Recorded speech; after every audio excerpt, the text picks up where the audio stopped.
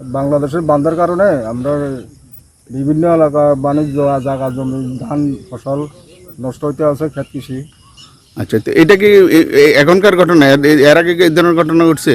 এর আগে তো জল দ্বারা আসলে নিচের দিকে, বাংলাদেশের দিকে দ্বারা ছিল, এখন ওই দ্বারা এই দ্বারা তো বাংলাদেশ সব করে দিছে, হ্যাঁ, এরপর এখন জল যেতে পারতেছে না। জল যেতে হচ্ছে না। এখন কি এখানে কি সমস্যা তৈরি হয়েছে? সমস্যা বাড়ি করে জল উঠে যাবে সব, এবং ক্ষেত কৃষির কি অবস্থা? কৃষি নষ্ট হয়ে যেতে আছে, জল উঠে গেছে।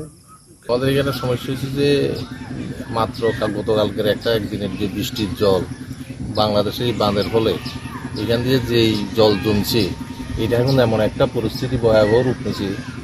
আস্তে আস্তে জল যদি বাড়ে তোলে গ্রামের মানুষ শরণার্থীর দিকে যাচ্ছে। এখন আমাদের একটা দাবি আছিল এখান দিয়ে খাল কাটতে গিয়ে যে যদি জলটা যদি ওকে নদীর দিকে যদি নিয়ে ফেলায় তাহলে আমরা একটু বাঁচতাম। অনেক জমি টমি ডুবে গেছে, ধান টান করছিল, এইদিকে সব ডুবে গেছে।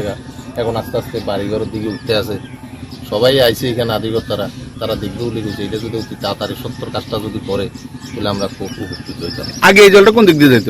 এটা আগে বাংলাদেশের ওই দিক দিয়ে একটা খালা ছিল, এই খালটা দিয়ে যেত, এখন তারা খালটা বন্ধ করে এলেছে। এখন পুরো জলটা জমে গেছে। পুরা জল জমে গেছে। কয় ঘন্টার জলে মানে বৃষ্টিতে এমন জল জমছে? বড় জোর রাত্রে 2 চুরার জল, 2টা রাবের বৃষ্টি, 2-3 ঘন্টার জল। আর আগে কতক্ষণের বৃষ্টিতেও ছিল? আগে এটা একমাত্র মৌরী নদীর বাঁধ ভাঙার ফলে এখানে জল ছিল, এর আগে কোনোদিন জল ছিল। এখন শুধু এই বারটার ফলে জল হয়েছে। কি চাইতেছেন?